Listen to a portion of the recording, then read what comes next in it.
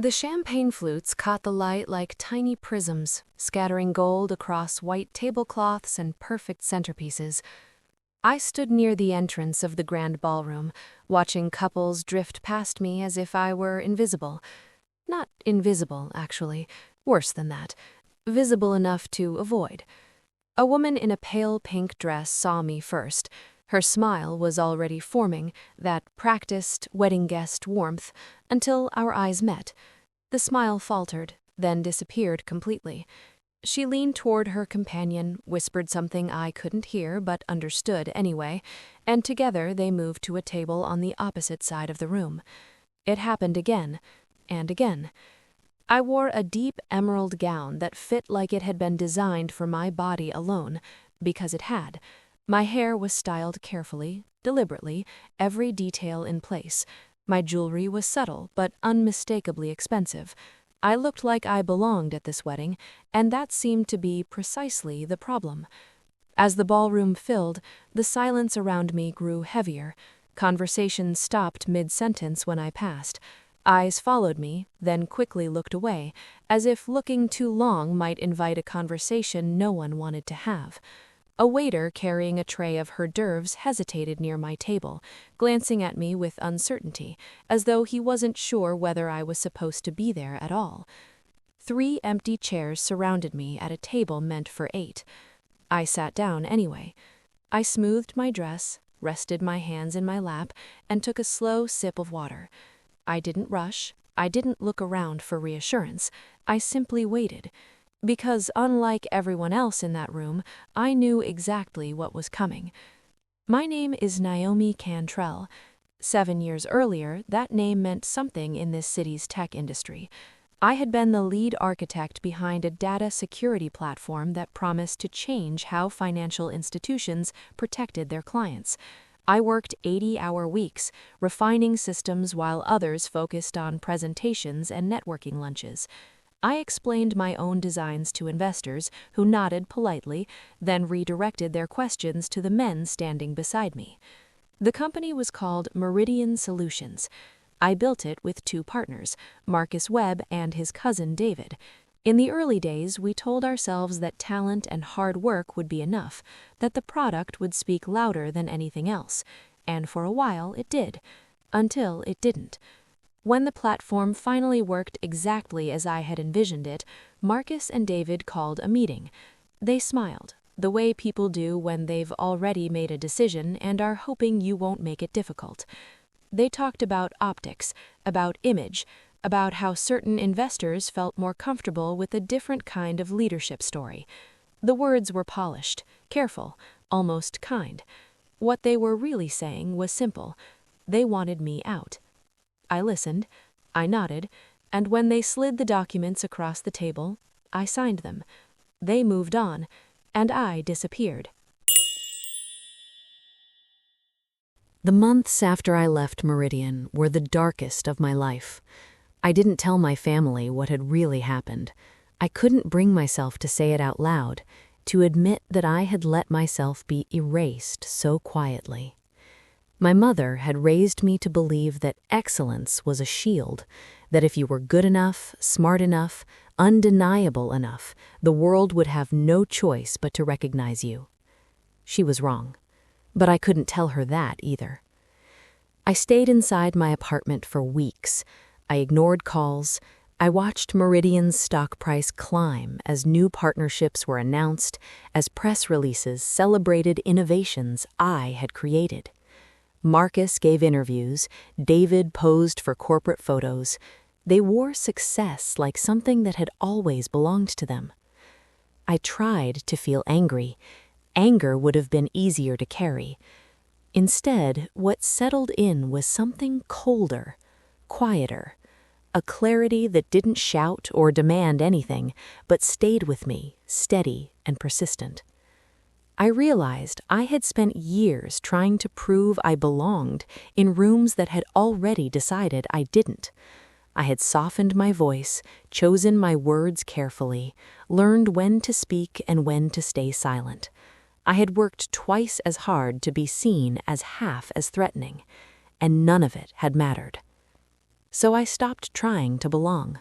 I started paying attention instead.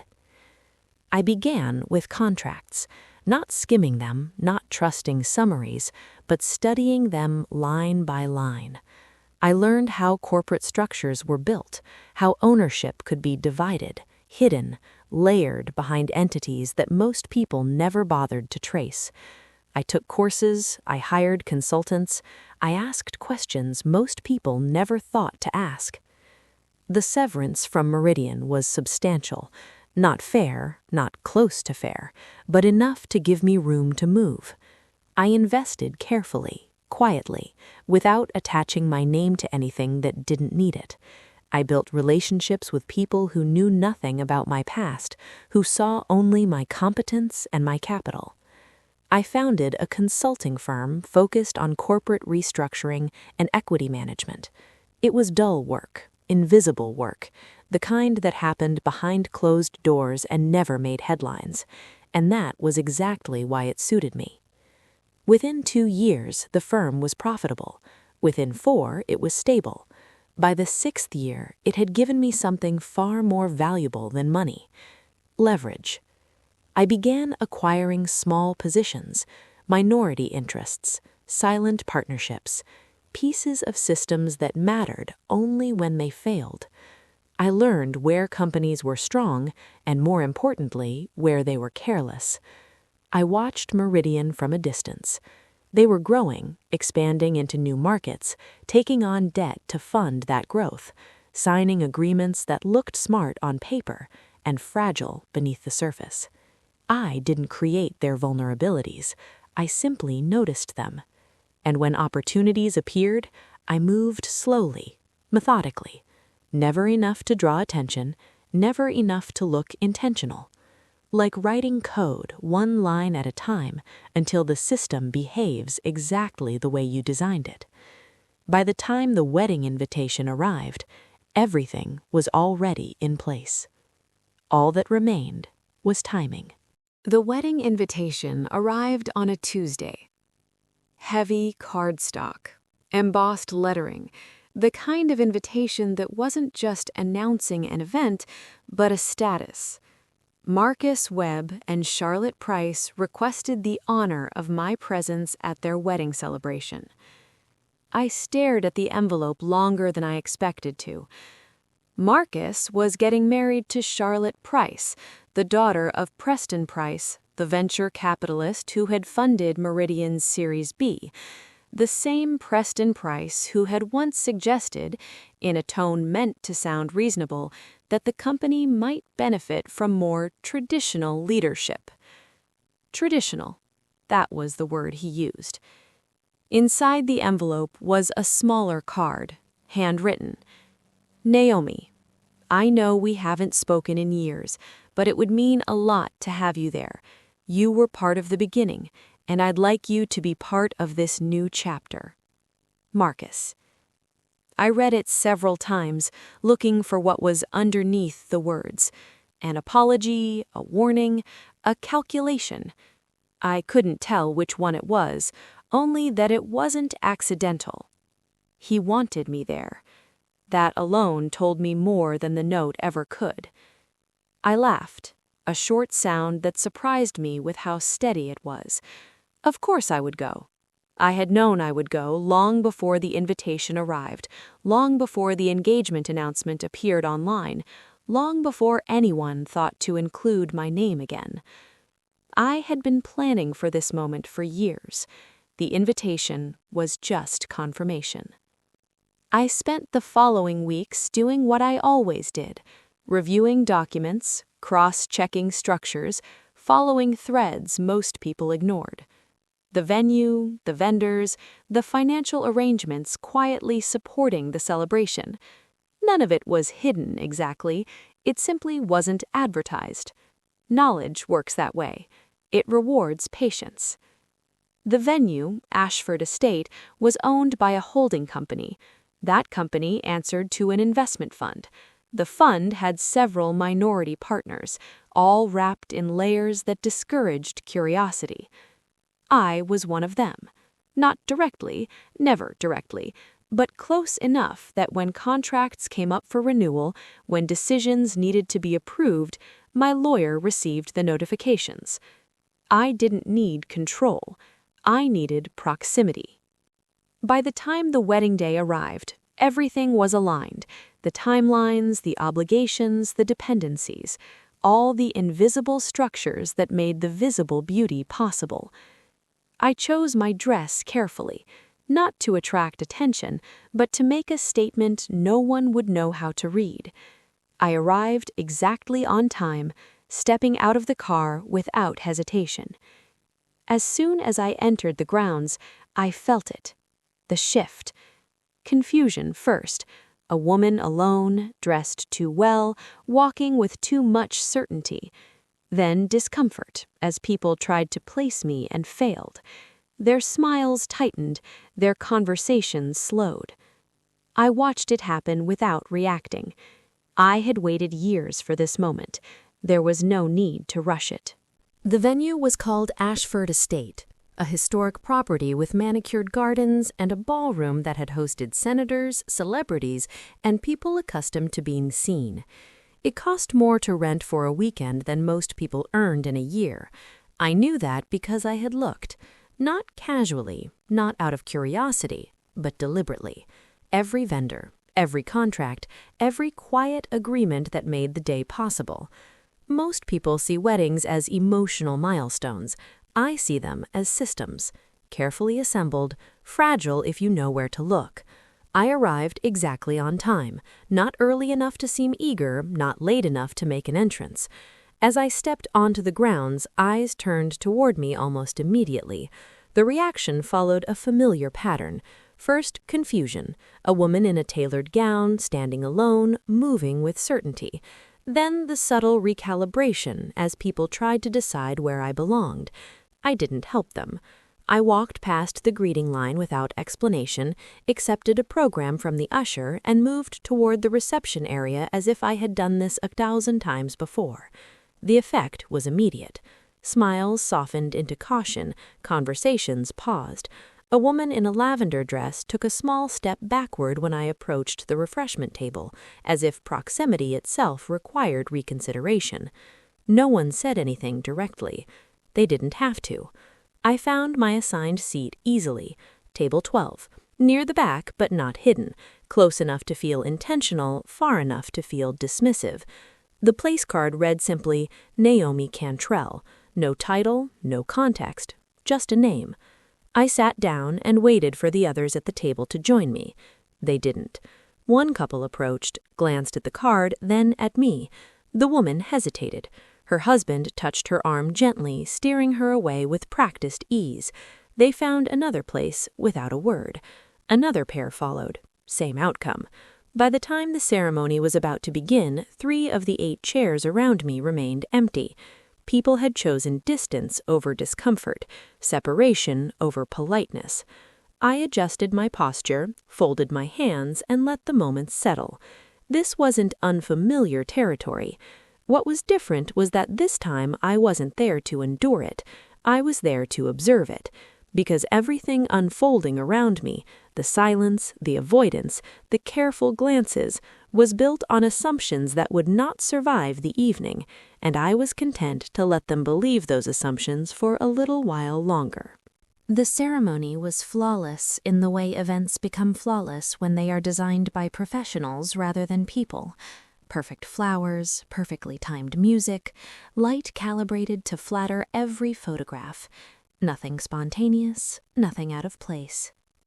Charlotte walked down the aisle in a gown that looked as though it had been chosen months ago to impress rooms like this one.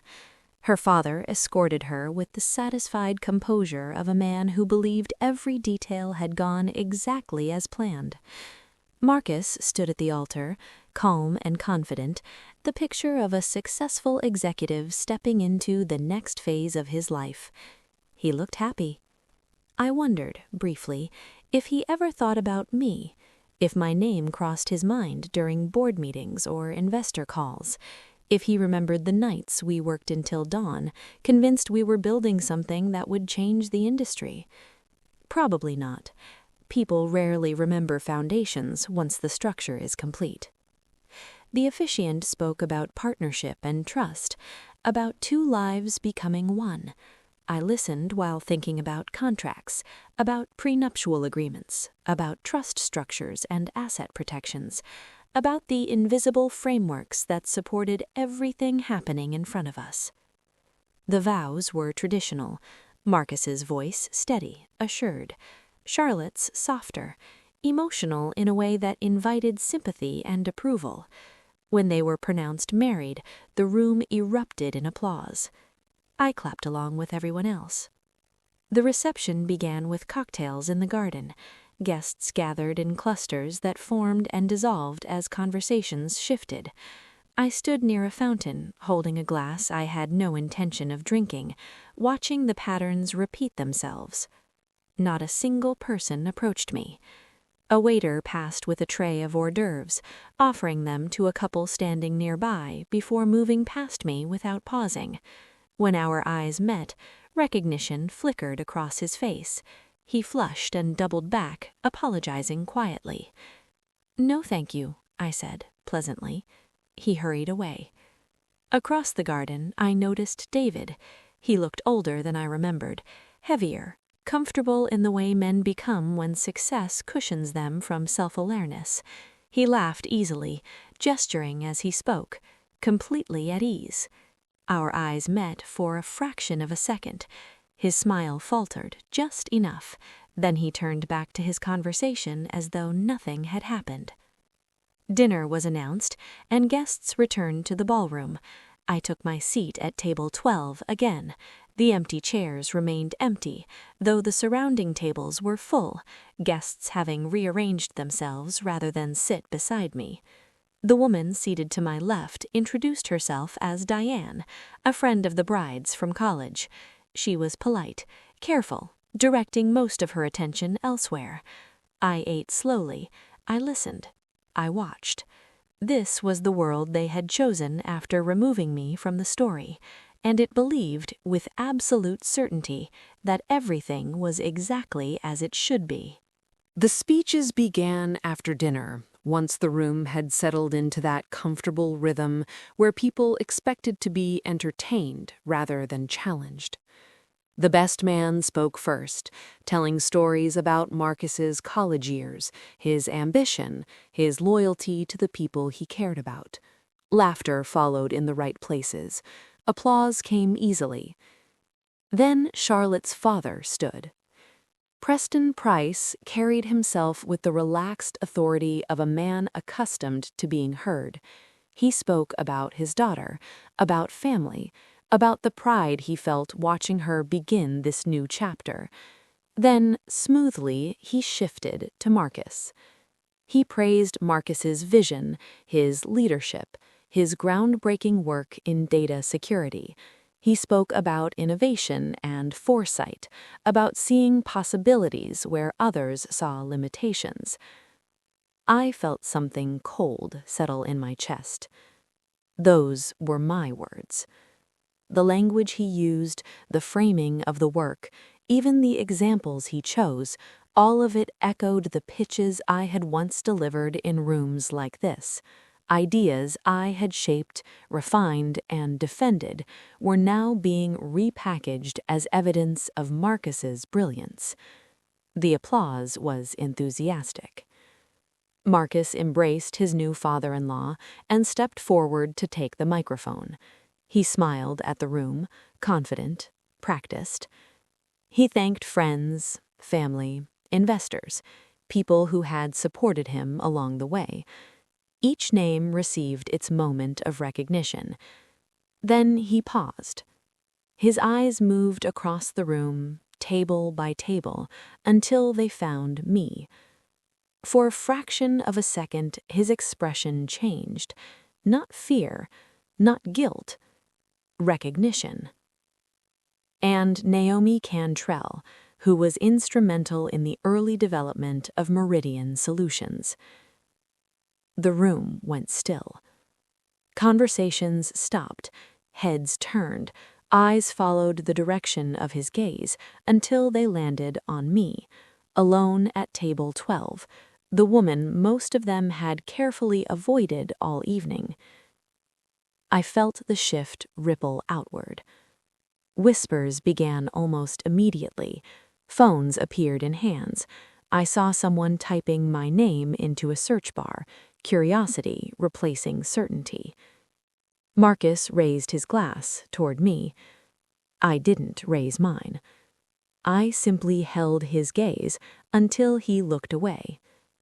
The rest of his speech blurred into noise, but the atmosphere in the room had already changed. The assumptions people had arrived with were quietly collapsing. The woman beside me glanced over, her expression uncertain. "You worked with Marcus?" she asked. "I did," I replied. She nodded slowly, as if recalibrating something she hadn't realized needed adjustment. I remained seated, calm, composed, letting the moment settle. They were beginning to understand. And it was only the beginning. After the speeches, the reception shifted into music and movement. The lights softened.